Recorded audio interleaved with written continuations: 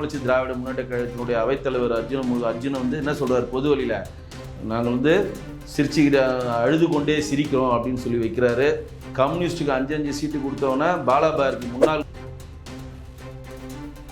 திமுக வந்து 10,000 பேர் தான் வருவாங்க, நாங்கள் 500 போலீஸ் போட்டோம். திடீர்னு 30,000 பேர் வந்தோன்னா 2,000 போலீஸை திமுக இறக்கி அந்த கூட்டத்தை கட்டுப்படுத்தி அவருக்கான அடிப்படை வசதிகளோ அந்த உயிருக்கு உத்தரவாதத்துக்கு காவல்துறை தான் கொடுத்துருக்கணும். அது திமுக செய்த பிளண்டர் மிஸ்டேக்.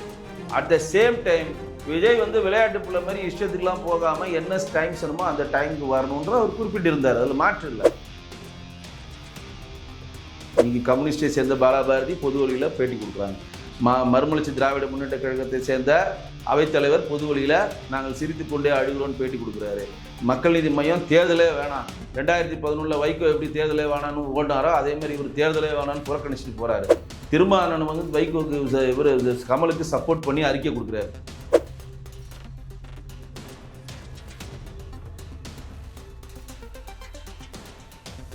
வணக்கம் சார். வணக்கம் ஜி சார், இப்போ பார்த்தீங்கன்னா பரபரப்பாக போயிட்டுருக்கிறது தமிழக தேர்தல் களம் தான். இப்படிப்பட்ட நிலையில் எடப்பாடி பழனிசாமி வந்து பிரச்சாரத்தில் வந்து மும்முரமாக ஈடுபட்டிருக்காரு. முதல் வேலையாக சென்னையில் வந்து ஒரு பிரச்சாரத்தை ஆரம்பிச்சிட்ருக்காரு. மக்கள் மத்தியில் இது எப்படி இருக்குது? இல்லை, இந்த ஃபஸ்ட்டு கோயர்ஸ் ஃபஸ்ட்டு வின்னர்னு சொல்லுவாங்க. யார் முதல்ல போகிறாங்களோ அவங்க தான் முதல்ல வெற்றி அடைவாங்க அப்படின்றது தான் நிதர்சனமான ஒரு வார்த்தைகள். அதனால் வந்து முதல் கூட்டணி கூடிய சீட்டுகளை அலகேட் பண்ணது தேசிய ஜனநாயக கூட்டணிக்கு தலைமை இருக்கக்கூடிய அஇஅதிமுகவுடைய பொதுச்செயலாளர் திரு எடப்பாடி கே பழனிசாமி அவர்கள். அது அலோன்ஸு காலில் பண்ணுறாரு, ஈவினிங்கே தேர்தல் மேனிஃபெஸ்டோ வெளியிடுறாரு. பயங்கரமான ரீச் ஆகிடுச்சு. தேர்தல் மேனிஃபெஸ்டோ வெளியிட்ட மறுநாளே பிரச்சாரத்தை தொடங்கிட்டார். எங்கே தொடங்குறாரு? மயிலாப்பூர் கபாலீஸ்வர் கோயிலேருந்து பிரச்சாரத்தை தொடங்கிட்டார். புதன்கிழமை அன்றைக்கே தொடங்கி நேற்று ஆலந்தூர் போய் இன்றைக்கி முழு வீச்சில் பிரச்சாரம் போயிட்டுருக்கார். அதாவது ட்ரெயின் வந்து இங்கேருந்து மதுரைக்கு போகணும் அப்படின்னு ஒரு ரீச் இருந்துச்சுன்னா நம்ம மதுரையை விட்டு தாண்டி சென்னையை விட்டு தாண்டி திருச்சி தாண்டி நம்ம விழுப்புரம் திருச்சியெல்லாம் தாண்டி கிட்டத்தட்ட மேலூர் தாண்டி நம்ம போயிட்டுருக்குறோம். ஆனால் திமுகவுடைய ட்ரெயின் இன்னும் கிளம்பவே இல்லை. ஏன்னா இன்னும் அவங்க கூட்டணி பேச்சுவார்த்தை இன்னும் செட்டில் ஆகலை. தொகுதி பங்கீடு சில கட்சிகளுக்கு இன்னும் முரண்பிடிச்சிட்டு இருக்காங்க. அந்த தொகுதி நம்பர் செட்டில் ஆனாலும் இவங்க கேட்குற தொகுதி அவங்க கேட்குற தொகுதின்னு பெரிய சிக்கல்.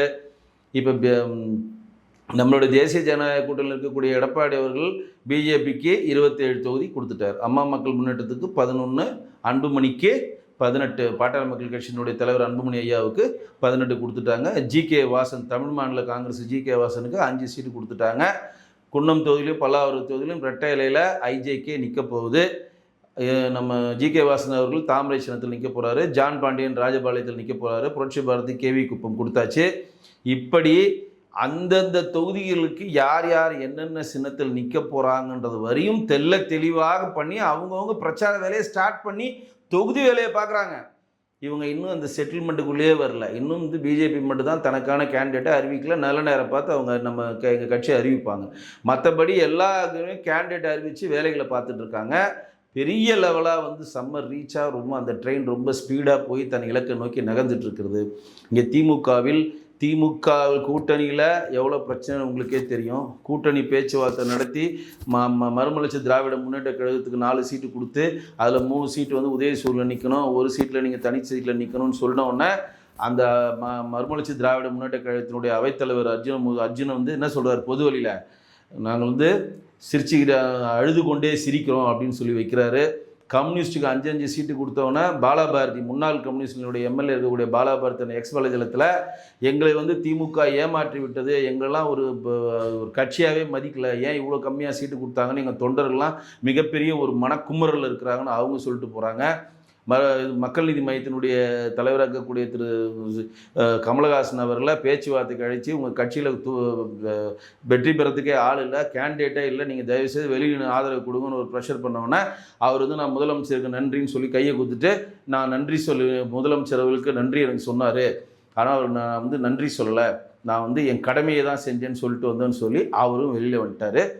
கிட்டத்தட்ட திமுகவில் இருக்கக்கூடிய சட்டசபை உறுப்பினர்களும் நாடாளுமன்ற உறுப்பினர்களும் 2021 25 வரையும் 2024 சேர்க்கப்பட்ட நாடாளுமன்ற உறுப்பினர்கள்லாம் இன்றைக்கி வரையும் மக்களை ஏமாற்றி எவ்வளோ லஞ்ச பணத்தை வாங்கியிருக்காங்க, டெண்டரில் எவ்வளோ கமிஷன் அடித்தாங்க அப்படின்றத அக்கௌண்ட்ஸ் ஆடிட் டிபார்ட்மெண்ட் மூலம் எங்கிட்ட டேட்டாவாக இருக்குது. அதை தமிழ்நாட்டில் இருக்கக்கூடிய கடைக்கோள் இருக்கக்கூடிய ஒவ்வொரு வாக்காளர்களிடம் கொண்டு போய் சேர்க்கறது தான் என்னுடைய வேலைன்னு தமிழக வாழ்வுரிமை கட்சியினுடைய தலைவர் திரு வேல்முருகன் சொல்லிட்டாரு. நான் வந்து இந்த தேர்தலில் பண்ருட்டியில் போட்டியில் என்னுடைய வேலை இவங்க வந்து இந்த 5 வருஷத்தில் எவ்வளோ கொள்ளையடிச்சிருக்காங்கன்றத மக்கள் மனதில் கொண்டு போய் சேர்க்கணும். இவங்க எல்லாம் தேசிய ஜனநாயக கூட்டணியில் இருக்கக்கூடிய கட்சிகள் கிடையாது.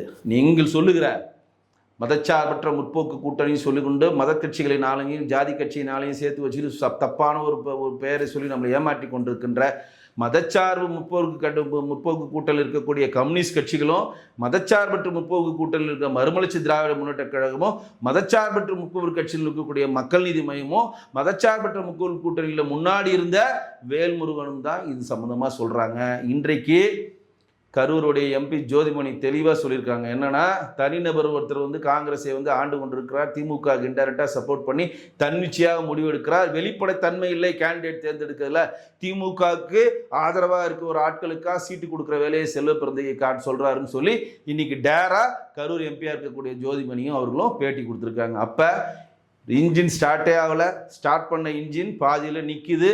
கூட்டணி பிரச்சனை வந்து இன்னும் செட்டில் ஆகலை. கூட்டணி சீட்டு கொடுத்த பிறகு வெளியில் வந்தும் செட்டில் ஆகலை. அப்போ கம்யூனிஸ்டை சேர்ந்த வீரபாண்டி அவர்களும், சண்முகம் அவர்களும், கொங்குவேலை ஈஸ்வரன் அவர்களும், திருமாவளவன் விடுதலை சிறுத்தைகள் திருமாவளவனும், மனிதநேய மக்கள் கட்சி ஜவஹர்லால் அவர்களும், மனிதநேய மக்கள் ஜனநாயக கட்சி தமிழ் மன்சாரியும், எஸ்டிபி கட்சிக்கு முபாரக்கும், இன்னும் யார் யார் அவர்கள் காங்கிரஸை சேர்ந்த செல்வ பிரதிகள் எல்லாம் மேல் மட்டத்தில் தலைவர்கள் ஜெல்லாகி கை கோத்துக்கிட்டு சிரிக்கிறாங்க. ஆனால் கீழே இருக்கக்கூடிய தொண்டர்கள்லாம் மிகப்பெரிய லெவலில் கோபத்தில் இருக்காங்க. கம்யூனிஸ்ட் தொண்டர்கள்லாம் நம்மளை மதிக்கல திமுகன்னு சொல்லி சம கோபத்தில் இருக்கிறாங்க. மறுமலர்ச்சி திராவிட முன்னேற்ற கழகமும் பெரிய கோபத்தில் இருக்குது. தேசிய திராவிட முன்னேற்ற கழகம் ஒன்றும் இல்லாத ஒரு கட்சிக்கு ஒரு எம்பியும் 10 சீட்டு கொடுத்து எங்களை அவமானப்படுத்துறீங்கன்னு சொல்லி திருமா கட்சியை சேர்ந்த தொண்டர்கள்லாம் பெரும் கோபத்தில் இருக்கிறாங்க. அப்போ தலைவர்கள் எல்லாம் மேலே ஒன்று சேர்றாங்க, ஆனால் தொண்டர்கள் யாருமே ஒன்று சேரல. தொண்டர்கள் எல்லாம் நம்மளுடைய தலைவர்களுக்கு இது வேணும், நம்ம பேச்சை கேட்காம போய் கூட்டணி வச்சு மாட்டிக்கிட்டாருன்னு சொல்லி அவர்கள் எல்லாம் தேசிய ஜனநாயக கூட்டணியை நோக்கி திரும்புவதற்கான வழிவகைகளை திமுகவே ஏற்படுத்தி கொடுத்துருக்குதுன்றது தான் நிதர்சனமான உண்மை. ஓகே சார், இவ்வளோ விஷயம் சொல்லியிருக்கீங்க. இப்போ வந்து நம்ம விஜய் பக்கம் வருவோம். நேற்று எடப்பாடி பழனிசாமி பிரச்சாரம் பண்ணுற போது தாவேக தலைவர் விஜய் விமர்சனம் பண்ணியிருக்காரு. என்ன கேள்வி வருதுன்னா, கரூர் விவகாரத்தில் வந்து எடப்பாடி பழனிசாமி தான் விஜய்க்கு சப்போர்ட்டிவாக இருந்தார். இப்போ சமீப காலமாக விஜய் வந்து அவர் எதிர்க்கிறதுக்கான காரணம் என்ன? இல்லை, அவர் சப்போர்ட்டிவாக இருந்தாருன்னு சொல்ல மாட்டாங்க. அவர் என்ன சொன்னார்ன்றது நீங்கள் அந்த பாருங்கள், நல்லா ஞாபகம் இருக்கு எனக்கு. என்ன சொன்னார்னா, அங்கு வந்து பாதுகாப்பு கொடுப்பதற்கு திமுக அரசாங்கம் தவறிவிட்டது, ஆனாலும் விஜய் அவர்கள் நேரத்தோடு கூட்டங்களுக்கு செல்வதை பழக்கப்படுத்தி கொள்ள வேண்டும் அப்படின்னு ஒரு அறிக்கை. அது நீங்கள் கவனிச்சிங்களான்னு தெரில, அது ஒரு அறிக்கையில் இருக்கும் பாருங்கள். அவர் ஸ்பீச்சில் இருக்கும். திமுக வந்து 10,000 பேர் தான் வருவாங்க, நாங்கள் 500 போலீஸ் போட்டோம், திடீர்னு 30,000 பேர் வந்தோன்னா 2,000 போலீஸை திமுக இறக்கி அந்த கூட்டத்தை கட்டுப்படுத்தி அவருக்கான அடிப்படை வசதிகளோ அந்த உயிருக்கு உத்தரவாதத்தை காவல்துறை தான் கொடுத்துருக்கணும். அது திமுக செய்த blunder mistake. At the same time Vijay வந்து விளையாட்டு பிள்ளை மாதிரி இஷ்டத்துக்குலாம் போகாமல் என்ன டைம் சொன்னமோ அந்த டைமுக்கு வரணுன்ற அவர் குறிப்பிட்டிருந்தார், அதில் மாற்று இல்லை. இப்போ என்னன்னா, நேரடியாக அவங்க என்ன சொல்கிறாங்கன்னா, ஊழல் கட்சின்றாங்க அஇஅதிமுகவை, திமுகவின் அடிமை கட்சி அப்படின்லாம் இவங்க சொல்கிறப்ப ஆட்டோமேட்டிக்காக அவங்க எதிர்வினை ஆற்றணும்ல. நான் என்ன ஆயுதத்தை எடுக்கணும்னு எதிரி தானே முடிவு பண்ணுறான். அப்போ என்ன சொல்கிறாங்க, கரூரில் இறந்தவர்கள் வீட்டுக்கு செல்லவே போகாத ஒரு அரசியல்வாதி பொது வழியில் வந்து நான் மக்களை காப்பாற்ற போகிறேன்றாரு. இன்றைக்கு தஞ்சாவூரில் இவ்வளோ, கரூரில் செத்த 40 பேர், விக்கிரவாண்டில் செத்த 3 பேர், மதுரையில் செத்த 2 பேர்லாம் விடுங்க, 51 பிணங்கள் மேலே தான், 51 இன்னுயிர் நீத்த உயிர்கள் மேலே தான் நீங்கள் தாவேக்காண்ட ஒரு கட்சியை நடைபெறுகிறது. இப்போ லேட்டஸ்ட்டாக தஞ்சாவூர் நடந்ததில் 2 பேர் அவர் வண்டியை பின்தொடர்ந்து வந்ததில் நேற்று ஒரு பையன் செத்து போனான், அவங்களுக்கு தெரியும் நினைக்கிறேன். ஒருத்தன் சீரியஸாக இருக்கிறான், அவங்க அப்பா கூட 2 லட்ச ரூபா செலவு பண்ண தனியார் மருத்துவமனையில் பார்த்தங்க, எந்த கட்சிக்காரன் வந்து பார்க்கல, எனக்கு எந்த உதவியும் கிடைக்கலன்னு சொல்லிட்டு அவர் பேட்டி கொடுத்துருக்காரு, நீங்கள் பாருங்கள். அப்போ தன்னுடைய கட்சிக்காரன் 40 பேர் செத்த வீட்டுக்கு செல்ல முடியாத திரு விஜய் அவர்கள் அவரை வைத்து படம் எடுத்த அட்லியினுடைய மனைவி பிரியாவுடைய மாசமானது வளைகாப்புக்கு போறாருன்னா இது முரண்பாடின் உச்சம் தானேங்க. எல்லாருமே கேள்வி கேட்பான்ல. தனக்காக உயிர் நீத்தவருடைய கட்சி மக்களுடைய வீட்டுக்கு செல்லாமல் நீங்கள் கீர்த்தி சுரேஷ் கல்யாணத்துக்கும் கீர்த்தி சுரேஷுடைய பொங்கல் விழாவுக்கும் நான் போவேன்னு சொன்னால் அது எவ்வளோ முரண்பாடின் உச்சம். தனக்காக உயிர் நீத்த விக்கிரவாண்டியார்கள் கூப்பிட்டு ஒரு அனுதாபம் கூட செல்ல முடியாது விஜய். திஷாவுடன் வந்து தனி பிளைட்டில் வந்து நான் வந்து நாய்க்குட்டியோட திஷாவோட பிறந்தநாளுக்கு நாயோட பிறந்தநாளுக்கு வீட்டில் போய் வாழ்த்து சொல்லுவேன்னு போகிறது எவ்வளோ முரண்பாடின் உச்சம். நீங்கள் வந்து பின்னாடி வந்து கூட்டம் வந்துருன்னு சொல்லல. நேற்று கமிஷன் ஆஃபீஸுக்கு போய் பொன்ராஜுக்கு எதிர்த்து குரல் கொடுத்து ஒரு மனு கொடுத்தீங்களா? உங்கள் பின்னாடி கூட்டம் வந்துச்சா? தயாரிப்பாளர் டி சிவா அவருடைய கல்யாணத்துக்கு போனீங்களா? உங்கள் பின்னாடி 10,000 கூட்டம் வந்துச்சா? 20,000 பேர் பின்னாடி ஓடி வந்தானா? ஜெகன்மோகன் ரெட்டியோடைய சொந்தக்காரங்க கல்யாணத்துக்கு லீமேடியன் ஹோட்டலுக்கு போனீங்களே கோட்டை போட்டுக்கிட்டு உங்கள் பின்னாடியே எல்லாம் ஓடி வந்துட்டானா? என்ன பைத்தியக்காரது? நல்லக்கண்ணு அவர்களுக்கு நீங்கள் வந்து அஞ்சலி செலுத்த வந்தீங்களா? உங்கள் பின்னாடி எல்லாம் ஓடி வந்துட்டானா? என்ன பைத்தியக்காரத்தனமான இது? நான் வந்தால் கூட்டம் வந்துடும், நான் வந்தால் மக்கள் கூட்டம். நீ ஒரு நடிகன் வந்தால் 4 பேர் பார்ப்பாந்து கலைஞ்சி போகிறான். நீங்கள் என்ன உங்களை பார்த்துக்கிட்டு டெய்லி உட்காந்துருக்கிறதா வேலை? நாங்கள் வந்தால் கூட்டம் வந்துடும். இந்த படம் ஓட்டுறதை முதல்ல நிறுத்துங்க. நீங்கள் உங்களுக்காக வந்த கூட்டம் வந்து நேரடியாக வந்த கூட்டங்களை தானாக சேர்ந்த கூட்டம் கிடையாது. நீங்களால் வரவைத்து ஒரு மாசை காட்டுகிற அது கூட்டம்ன்றது எங்களை மாதிரி பொது வழியில் அரசியல் தெரிஞ்சவங்களுக்கு தெரியும். இப்போ நான் பட்டியலிட்டு சொன்ன இத்தனை கூட்டங்கள் நீங்கள் போனீங்களா? உங்கள் பின்னாடி ஒருத்தன் வந்தானா? ஏன் நீங்கள் கரூர் போனால் மட்டும் எல்லாம் பிச்சுக்கிட்டு வரான்? ஏன் நீங்கள் வந்து மதுரை போனால் பிச்சுக்கிட்டு போகிறான், விக்கிரவாண்டி போனால் பிச்சுக்கிட்டு நான் வருகிறேன் நீங்கள் இன்ஃபார்ம் பண்ணி எல்லாரும் வர வைக்கிறீங்க, வாங்க என்னை பாருங்கன்னு பார்த்து வந்து ஒருத்தரையும் சாவடிக்கிறீங்க. உங்கள் கூட்டத்துக்கு ஒருத்தன் போனால் வந்து உயிரோட வருவாங்களான்னு பயப்படுறான். விஜயோடைய கூட்டத்துக்கு ஒரு பொதுமக்கள் சென்னால் அங்கே இருக்கக்கூடிய பெற்றோர்கள் வந்து வயிற்றுல புளியை கரைச்சிட்டு இருக்காங்க. நம்ம மகன் போயிருக்கானே, நம்ம மகள் போயிருக்காரு, உயிரோடு அவர் திரும்புவாளான்னு பயப்படுறாங்க. நீங்கள் என்ன ஆக்ஷன் எடுத்தீங்க அதுக்கு? அதுதான் எடப்பாடி அவர்கள் சொல்லுகிறார். நீங்கள் வந்து கட்சி தலைவராக இருக்கிறோன்றத அடுத்த கட்டம். உங்களுடைய சங்கீதா வந்து உங்களுடைய மனைவிக்கு புருஷனாக இருக்கிறன்றத அடுத்த கட்டம். சஞ்சய்னு உங்களுடைய மகனுக்கு தந்தையாக இருப்பன்றது அடுத்த கட்டம். உங்கள் மகளுக்கு தந்தையாக இருக்கிறது அடுத்த கட்டம். உங்களுடைய பெற்றோர்கள் ஷோபா அவர்களுக்கும் சந்திரசேகராருக்கு மகனாக இருக்கணுன்றது அடுத்த கட்டம். ஆனால் நாங்கள் எங்களை மாதிரி ஆட்கள்லாம் கேட்குறது, நீ என்னைக்கு மனுஷனாக இருப்ப? ஒரு மனிதனாக நீ என்னைக்கு இருப்ப? ஒரு மனுஷனாக இருந்தால் அவனுக்கு வந்து தான் செய்கிற விஷயங்களை ரியலைஸ் பண்ணுவான். ஆனால் தப்பான ஒரு விஷயத்தை பண்ணி அதை நியாயப்படுத்தி உன் தொண்டர்களை ஏமாற்றி இத்தனை பேரை வந்து உங்களுடைய சுயநலத்துக்காக பலி கொடுத்துருக்கீங்களே, அதை பற்றி ஒரு குற்ற உணர்ச்சி இல்லாமல் நீ டான்ஸ் ஆடுற, ஒரு குற்ற உணர்ச்சி இல்லாமல் கேட்க வெட்டி ஊட்டி மகிழ்ற. உனக்கு வருத்தம் இல்லை? 41 வந்து 41 + 10 51 குடும்பம் டெய்லி உட்காந்து அழுதுட்டு இருக்கு. உன்னுடைய மூஞ்சை பார்த்த ஒரே குற்றத்துக்காக டெய்லி செத்துட்டு இருக்கு 51 குடும்பம். அவங்களுடைய பாவம் உனக்கு சும்மா விடுமா? ஆனால் நீ என்ன பண்ணுற? கோடம்பாக்கம் ஏரியா ஓட்டி கேட்டவரை டான்ஸ் ஆடுற வேல்முருகனோட சேர்ந்து. அப்போ உனக்கு என்ன, அதை மகிழ்கிறையா? அவன் செத்ததை பார்த்து உன் மகிழ்ச்சி அடையா? ஸ்டாடிஸா நீ? உன் பொண்டாட்டி வந்து உன் மேலே கேஸ் கொடுத்தாருன்னா மறுநாளே திரிஷாவை கூட்டிட்டு போய் நான் பொது வழியில் நிற்பேன்னு சொல்லி உங்களுடைய முன்னாள் மனைவியும் உன்னுடைய மகனையும் மகளையும் வெறுப்பேற்றணும் பண்ணால் அப்படி ஒரு ஸ்டாடிஸா? நான் தான் எல்லா காணொலியும் சொல்கிறேன், தயவு செய்து அவரை கொண்டு போய் ஒரு மனநல மருத்துவமனையில் செக் பண்ணுங்க. ஏன்னா நார்மலாக இருக்க ஒருத்தர் பண்ண மாட்டான். ஒன்று அம்மாவுக்கு பிடிக்கும், அம்மா பிடிக்கலையா அப்பாவை பிடிக்கும், அப்பாவை அம்மாவை பிடிக்கலையா பொண்டாட்டியை பிடிக்கும், பொண்டாட்டி அப்பா அம்மா பிடிக்கலையா பிள்ளையை பிடிக்கும், பிள்ளையே பிடிக்கலையா பொண்ணை பிடிக்கும். அதுவும் ஆம்பளைங்களுக்கெல்லாம் பெண் பிள்ளைங்களை பெற்றாங்கன்னா பெண் பிள்ளை மேலே அவ்வளோ பாசமாக இருக்காங்க. உனக்கு எவ்வளையுமே பிடிக்கல அப்படின்னா நீ என்ன மாதிரி மனிதன்? கேள்வி எழுதுல, நீ என்ன மாதிரி ஆளு? உன்னை நம்பி எப்படி இவ்வளோ பெரிய கூட்டம் வர முடியும்? அப்போ உன் பின்னாடி எந்த கூட்டம் வரும்? இந்த பிச்சைக்காரன் 10 பொண்டாட்டி வச்சுக்கிறான், குப்பை பெருக்கிறோம் 5 பொண்டாட்டி வைக்கிறான்னு அந்த தற்கூரி தான் அவன் பின்னாடி வருவாங்க. அவளுக்கு தங்கையாக இருந்தால் அண்ணனாக இருந்தால் இனிமேல் நான் பொண்டாட்டி வைக்கிறேன்னு சொன்னால் பாரு வச்சு, அந்த மாதிரி தற்கூரி தான் அவன் பின்னாடி வருவாங்க. அறிவார்ந்த சிந்தனையோட அவன் பின்னாடி வரமாட்டாங்க. அதுதான் எடப்பாடி அவர்கள் சொல்லுவார், நீங்களாம் அரசியல் வருவதற்கு லாய்க்கே இல்லை, நிதர்சனமான உண்மை. ஓகே சார், இப்போ இவ்வளோ விஷயம் நம்ம பேசிட்டு வரோம். இப்போ இப்படிப்பட்ட நிலையில் பார்த்தோம் அப்படின்னா திருமாவளவன் அவர் வந்து இரட்டை இலக்கத்தை தான் கேட்டு பெறணும் அப்படின்னு இருந்தார். ஆனால் கடைசியில் 8 தொகுதி கொடுத்துருக்காங்க. தேமுதிகவு 10 தொகுதி கொடுத்துருக்காங்க. ஆனால் அவர் சமரசம் செஞ்சுக்கிறாருன்ற ஒரு கேள்வி இங்கே வருது. அதாவது தேசிய திராவிட முன்னேற்ற கழகம்ன்ற ஒரு கட்சியை வேண்டா வெறுப்பா ஒரு புள்ளையை பெற்று காண்டாமிருகம்னு பேர் வச்சாங்களே, அதை தான் பண்ணியிருக்காங்க திமுக.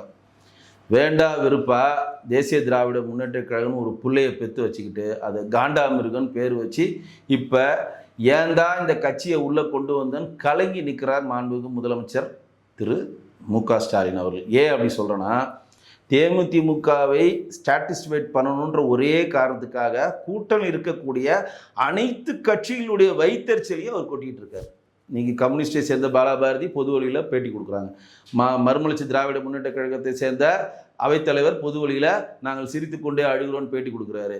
மக்கள் நீதி மையம் தேர்தலே வேணாம், 2011 வைகோ எப்படி தேர்தலே வேணான்னு ஓடினாரோ அதே மாதிரி இவர் தேர்தலே வேணான்னு புறக்கணிச்சிட்டு போகிறாரு. திருமாவளவன் வந்து வைகோக்கு இவர் கமலுக்கு சப்போர்ட் பண்ணி அறிக்கை கொடுக்குறாரு. என்ன அறிக்கை கொடுக்குறாரு? அவர் வந்து சார்ஜ் ஷீட்டை நிற்கிறதுக்கு வந்து நீங்கள் பண்ணாமல் உங்களை வந்து நிற்க சொன்னது மிகப்பெரிய தப்பு, இது கூட்டணி கட்சிகள் நீங்கள் நிர்பந்தம் பண்ணுறீங்கன்னு அறிக்கை கொடுக்குறாரு.